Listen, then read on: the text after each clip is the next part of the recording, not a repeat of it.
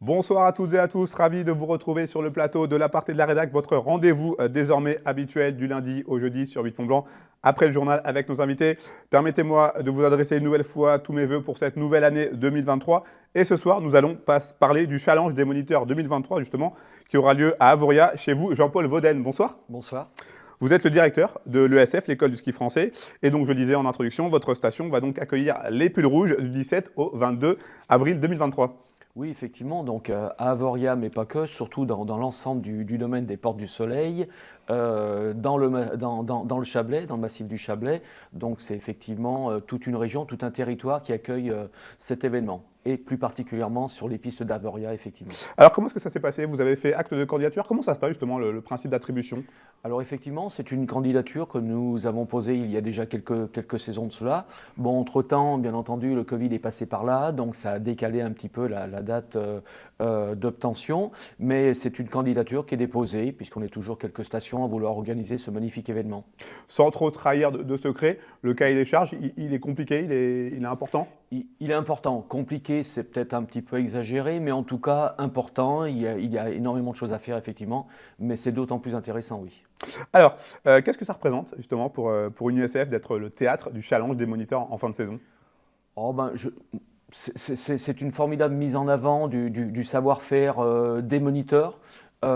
Du territoire, puisque nous, il y aura donc Avoria, toutes les Portes du Soleil, la Vallée Verte, la Vallée du Brevon, le Pays du Gaveau. Donc toutes ces stations-là sont représentées et c'est une formidable mise en avant pour eux, effectivement.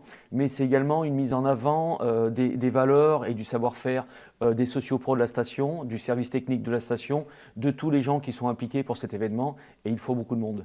Justement, ces sociopros, ce monde de la montagne, les moniteurs, avec tout ce qui se passe là, depuis maintenant quelques années, quelques mois, comment vous vivez, vous, cette évolution du métier et peut-être les craintes pour l'avenir?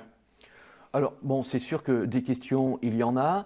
Maintenant, nous, on a la chance d'être dans un territoire qui se porte plutôt bien, qui est extrêmement avantagé en termes d'enneigement, de qualité de socio-professionnels qui font un travail formidable. Nos élus locaux essayent de faire les choses pour que les choses avancent bien. Pour le monde de la montagne, le monde du ski et de toutes les activités assimilées que l'on peut retrouver dans les stations de montagne. Alors, pour revenir à ce challenge, j'imagine que vos moniteurs sont extrêmement motivés à l'idée de skier à domicile? Bien sûr, bien sûr. Donc c'est toujours une grande motivation et c'est une façon, encore une fois, de se mettre en avant, de montrer ce que l'on sait faire ici en Haute-Savoie et particulièrement dans le massif du Chablais. Ça fait un moment qu'ils en parlent déjà? Ah ben, ça fait quelques années que nous en parlons, puisque au départ, on souhaitait l'organiser en 2017, ce qui correspondait aux 50 ans officiels de la création de la station d'Avoria et de notre école de ski, parce qu'on est né en même temps. Voilà, différents événements ont fait, comme on disait tout à l'heure, le Covid, différemment ont fait que voilà, c'est reporté. On va faire ça donc en avril 2023 et nous en sommes ravis. Alors, il y a peut-être des gens qui nous regardent et qui ne connaissent pas le challenge des moniteurs. Qu'est-ce que c'est que ce grand rassemblement de fin de saison, justement? Alors, c'est avant tout une grande fête, mais surtout une grande fête sportive, où tous les moniteurs qui le souhaitent peuvent se confronter au niveau de courses de slalom spécial, slalom géant, télémarque, ski de randonnée, ski de fond, border cross, slopestyle. Toutes les disciplines enseignées par les moniteurs de l'ESF sont représentées sur ce challenge. Donc tous les matins, il y a des compétitions avec dans certaines disciplines vraiment du très haut niveau, puisqu'on a la chance d'avoir les équipes de France qui viennent nous saluer en fin de semaine. Donc c'est environ 35-36 compétitions réparties sur 6 matinées. L'après-midi, des activités un petit peu plus ludiques, et puis le soir, une partie un petit peu festive pour que tout le monde se retrouve et partager ce moment de liesse et de bonne ambiance. Ça veut dire que c'est ouvert à tous les moniteurs de l'ESF? Tous les moniteurs de N'importe quel l'ESF. moniteur peut s'inscrire? Alors effectivement, dans certaines disciplines comme le border cross, on met un petit code pour pouvoir rentrer, sinon on aurait trop de monde et de façon à garantir un niveau de performance relativement élevé. Donc ça demande aux moniteurs qui s'inscrivent de s'entraîner un petit peu en plus de leur cours de ski dans l'hiver.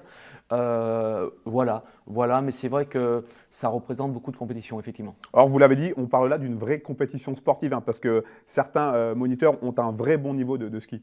Ah oui, beaucoup de moniteurs sortent de niveau comité, Coupe d'Europe, niveau FIS, niveau Coupe du Monde, évidemment. Donc il y a des très très belles courses. Ouais. Il y a du haut niveau, il y a certaines disciplines où il y a vraiment des belles choses à voir. Oui. Et Vraiment. j'imagine qu'il peut y avoir un bel esprit, un vrai esprit de compétition entre certaines ESF et même entre certains moniteurs. Ah, complètement, complètement. Mais là, on est vraiment, pardonnez-moi l'expression, on est vraiment à fond dedans, quoi. À fond dans cette compétition à la fois individuelle et par école de ski. On porte ses couleurs de Ah son bah équipe. oui, oui, là. Vous l'avez dit aussi, donc le challenge, c'est aussi une très grande fête avec des soirées dansantes tous les soirs, des animations, un concours de déguisement. J'ai vu. L'idée, c'est vraiment le matin, sport, et l'après-midi, le soir, on décompresse, on est là vraiment pour s'amuser. C'est exactement ça. On ne peut pas mieux dire. C'est tout à fait ça. Des compétitions le matin, donc tous les matins jusqu'au le jour de la grande finale qui aura lieu le samedi matin. Et puis les après-midi, des activités un peu ludiques, donc des déguisements, des concours divers et variés, va-t-on dire. Et puis le soir, des soirées animées, musicales, dansantes. Voilà. Alors, pour celles et ceux qui connaissent la station, et puis même pour ceux qui ne connaissent pas, ça va se passer où exactement? Vous avez dit quasiment 35 épreuves. Oui, absolument. Donc, où est-ce que ça va se passer? Alors, toutes les compétitions de ski auront lieu sur le domaine d'Arard, donc, qui se situe en face de la station, pour celles et ceux qui connaissent. Donc tout est regroupé. C'est ce qui sera intéressant, c'est que tous les stades de slalom seront parallèles les uns aux autres et ça finira sous forme d'entonnoir. Donc ça sera vraiment très très bien, un très très beau site, extrêmement bien enneigé, puisqu'il y a un enneigement naturel sur ce secteur qui est juste extraordinaire. Et donc tout se passera là. Et par contre, le chapiteau partenaire et le chapiteau des soirées sera vraiment en plein cœur de la station, en plein centre station. Donc tout est vraiment bien regroupé. J'imagine que vous attendez aussi énormément de monde, du public. Oui. Ça fait aussi partie de l'ambiance? Tout à fait, parce qu'on sait que dans nos régions de montagne, on a un public tout acquis au sport de haut niveau, aux compétitions, au ski alpin et autres. Donc on sait qu'il y a des gens de la vallée qui vont monter nous voir pour les compétitions, pour rencontrer des copains, des copines, des amis qui courent, et puis profiter de la bonne ambiance qui sévit tout le temps dans ce genre de rassemblement, effectivement. Oui. Généralement, c'est peut-être une question piège, mais quand on accueille un challenge des moniteurs, il faut attendre combien de temps pour en accueillir un autre? Vous savez à peu près? Non, je ne sais pas vraiment, mais pour vous donner une idée, nous, le dernier, il était en 2007. D'accord. Donc voilà, ça fera 16 ans. 2007, 2023, Voilà, donc il va falloir vraiment en profiter, en tout cas, de ce challenge c'est des le but. moniteurs 2023. Voilà, tout le monde fait tout pour que ça soit une vraie belle fête, réussie, et qu'on a envie de revenir, et surtout que l'on donne envie à tous les moniteurs de France de venir skier à Avoria, dans les Portes du Soleil, lors de cet événement-là, oui. Le SF d'Avoria va performer? On le souhaite, on le souhaite. En tout cas, il y a la motivation donc, dans différentes disciplines. Donc, on sera présent. Après les résultats, on verra bien, mais on va essayer. Merci infiniment, Jean-Paul Deven, d'avoir accepté notre invitation. Bonne continuation pour la suite de la saison et donc pour ce challenge des moniteurs. Je rappelle les dates du 17 au 22 avril prochain. Merci infiniment. Merci beaucoup. Merci aussi à vous, chers téléspectateurs, de nous suivre toujours plus nombreux sur 8 Mont Blanc, sur notre page Facebook, sur nos antennes, sur Twitter, sur notre… Voilà, continuez à nous suivre. On vous souhaite évidemment de passer une très très belle année. Je vous dis à très bientôt sur 8 Mont Blanc.